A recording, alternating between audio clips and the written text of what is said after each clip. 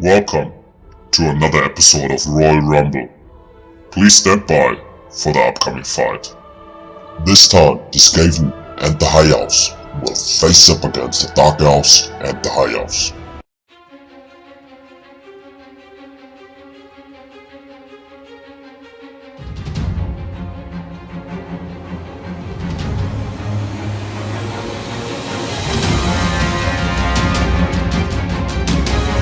So welcome to another episode of Royal Rumble and thank you for tuning in. In this episode I'm playing the Skaven, and this is also a quite special episode again because I'm playing a 2v2 with one of my subscribers, X8. And if we take a short look on each faction in this game over here, we can see we have the Dark Elves on the side of our opponents and the High Elves. And X8 was playing the High Elves. So let's start with our army composition. I will not go in every detail, of course. You can see I have a really wide front line over here and everything is in there. We have clan rats with shields, we have storm vermin with halberd, we have Skaven slayers with spears, and we have clan rats with shields. And the plan was of course to flank my opponent quite hard. But as you can see over here, we have a one single army, so all opponents deployed together over here, one single army corps. So I did not get any advantage with my formation in this game, unfortunately. But anyway. Then we have Poison Milk Globadiers to snipe out large units, also against cavalry if it is necessary. Then we have Red Ogres, two groups of Red Ogres to improve my front line, the performance of my front line. Then we have an Assassin and a Gracier with Law of Plague. And for the first time in this game, a Doom Wheel. So very cool over here. This is a very mighty chariot. It isn't a chariot really, it is a war machine. But all of you know it is a chariot, of course, and it is a really mighty chariot, and it is a really heavily armored chariot. So we have 100 armor over here on the side of the Doom Wheel, and if you take care of it, if it gets not engaged in a fight with Dread Spears or Black God of Naggaroth, you will be fine.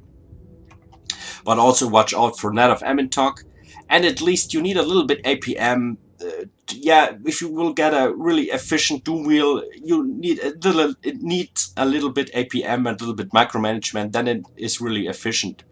But we don't have to forget, in this game we have no handgunners over here, and the archers of the missile infantry of the High Elves have no armor piercing. So in fact the performance, especially in this game over here, is quite good, because as I said, it's really heavily armored, and the Doom Wheel is a really mighty chariot overall. So in the backline over here we have dispatched 3 units. We have clan rats with shields, we have Skaven slayers with spears on each side to protect my cavalry. So I dispatched these 3 units to protect from my main army corps, to protect the cavalry. And as I always say, cavalry is in 2v2 always really good, because it is not so easy for the opponent to snipe it out. Like it is in a 1-on-1. So in a 2v2 you have a natural protection, because you have your army, you have a natural protection with your partner, you can say. You have a really bright front line, so it is not so easy to break through this over here to snipe out this artillery. You have to go all the way out on the right flank and on the left flank to get through the artillery over here. So it is not so easy to snipe it out. But as all of you know, for the Skaven, it is always really, the artillery is always really important. Then let's go through my partner X8 over here, and we can see 4 units of archers, shooting on the already shooting on the enemy front line over here. We have white lines of Krace over here. You can say mid-range infantry units of the High Elves, or you can say elite infantry units. But you can deploy these guys for 800 bucks, I think, and they are quite cost efficient. So they have a lot of armor piercing damage. In fact, we have 26 over here. And yeah, as I said, quite cost-efficient unit, and for a High Elf infantry unit, quite cheap. Then we have in the backline Phoenix Guard, elite anti-large infantry unit, causing a lot of armor-piercing damage and is very heavily armored. Then we have our Flamespar Phoenix and a Mage with Law of Life and a Tackless.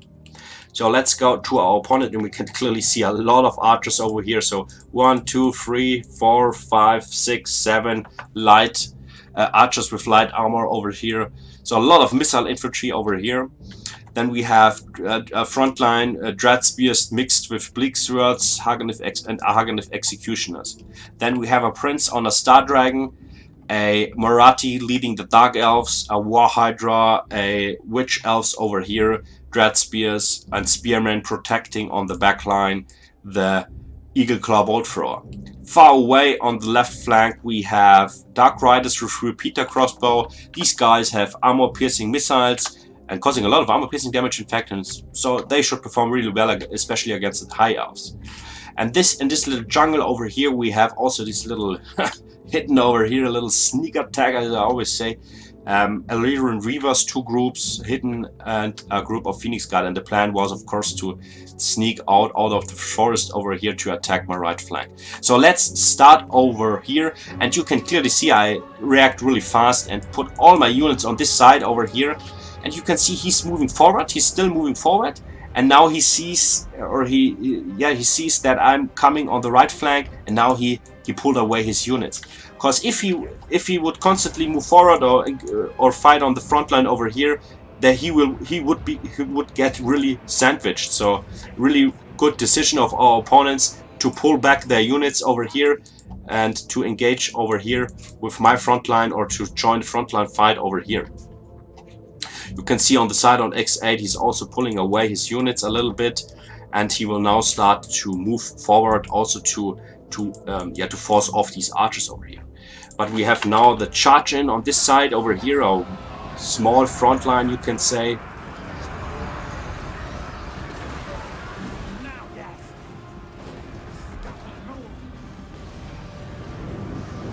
So the breath of the Hydra from the dragon causing some damage over here to my units.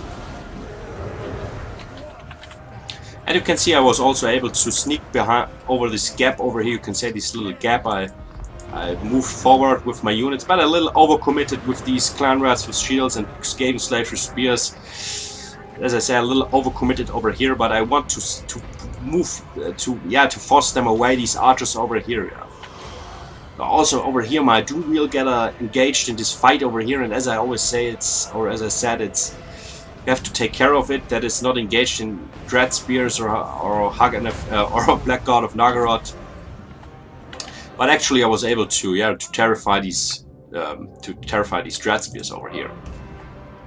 So you can see on the side of X8 he's now moving forward, very good over here to force off these units. You can see my clan rats over here hunting the archers, and also X8 has a lot of archers over here now shooting. So there's a little trap over here. So we forced off these, or I hunt down the archers over here, or I hunt them in the direction over here on this side, and now X8 was able to shoot on them. So a little trap over here, a little tech team from our side are really good. Over here it runs not so rough for me, the Stormvermin are quite steady, but overall you can see the Haganeth Executioners and the Bleak Swords perform really well against my infantry. And now that he pulls away his units, because he saw that X8 was able to go through here with the White Lines of Grace, and also the performance of X8's Phoenix Guard and the combination of the Phoenix Guard and Lion's Grace is really good over here. You can see the performance over here is quite good. And so our opponents had to do something about that, and now you can see now he's joining the fight over here, everything joining the fight, because our opponents saw they will lose over here if they do nothing. And now you can see they are all of the units now charging in and attack these Phoenix Guard over here. So a really wild fight going on over here.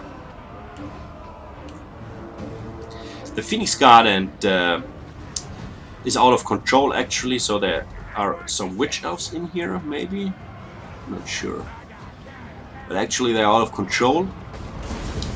And yeah, I helped X8 a little bit with one group of Rat Ogres, and now also these Soul Stealer kick in and causing a lot of damage to the White Lines of Grace, and now they are right off. And also the Phoenix Guard took a lot of damage from the Soul Stealer. And also on this side, really wild fight. And as I said, all of the forest over here, the sneak attack with the Illyrian Weavers, they charged in my backline over here, and it was then really difficult for me to force them off because they were cycle charging. And now you can see I was able to force off one Illyrian group of 1 Illyrian Reavers. And yeah, actually I was able to force off the Prince on the Star Dragon with my Warp Lightning Cannon. You can see that he's nearly dead over here. Gets a lot of damage from my Warp Lightning Cannon, and also for my Poison with Globadier. So I constantly shoot on the Star Dragon. And now he rolls off. He will come back, but he's very heavily damaged. Also here, our opponents were able to protect their archers. So over here, 1 unit of White Lions of Grace hunt down or hunting these archers over here. But overall, they were able to save some units over here and make some reformation on this side over here. And now shooting on the White Lions of Grace. But as I say, they cause no armor piercing, and this is a little problem over here. So you can see they took some damage, but we have 4 or 5 units over here, and overall it will add up. But the damage is very low, especially against these very heavily armored units. So we have 75 armor on the White Lions of Grace. That is okay. But as I said, I missed the armor piercing missiles on the side of the High Elves. So also on this side, a little reformation over here from X8, really good. And yeah, it's a really wide fight. Unfortunately, it was a little bit in favor from our opponents. Gets a little overwhelmed on this side. They reacted really good to directly support this side over here, not to lose this fight over here. And now we have, you can see that they were able to force off these White Lions of Grace, and now they will move on to the back line of X8 over here.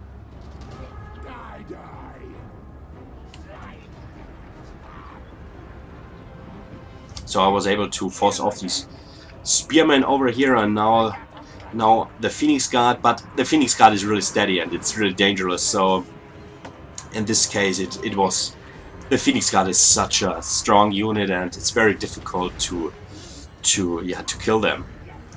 So we have Clan Rats over here. Now gets erased over here, and also the other unit of Clan Rats, and just my assassin fighting these Phoenix Guard. And I wasn't able to clean this up over here on this side. But my artillery is still online, what is quite good. And on this side, I think the performance of the archer from X8 were really good, and overall he managed it really well to hold up these all these units, the spearmen, and then to shoot with the archers on these of the units of our opponent. Now also to also move back, a little guerrilla tactics over here, and move back and directly start shooting after that. So really good over here. And you can see now my my Poison Wind Globadiers, and now he's shattered. That's it over here. And also the X8's Flame Spire Phoenix causing a lot of damage with these bombs over here, and yeah, to force off. And that's it. Now we have just these archers over here, and that's it overall.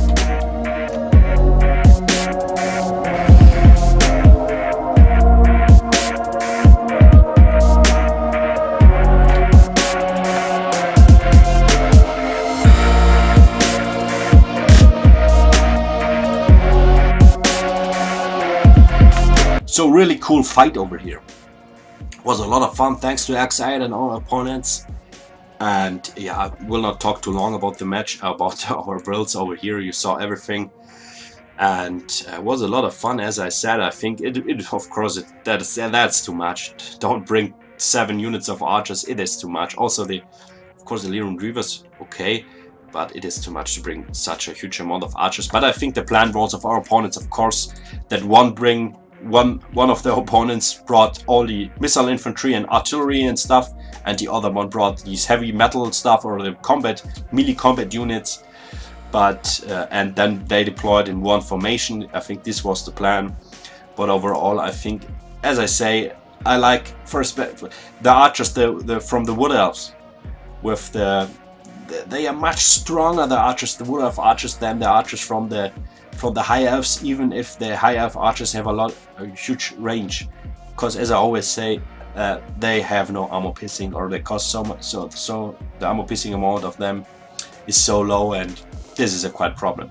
But you can here see clearly the performance of this Phoenix Guard. Huge very good performance, 270 kills. So, as I said, thank you for tuning in this episode, and hope to see you on the next episode. And yeah, have a nice evening. Thank you.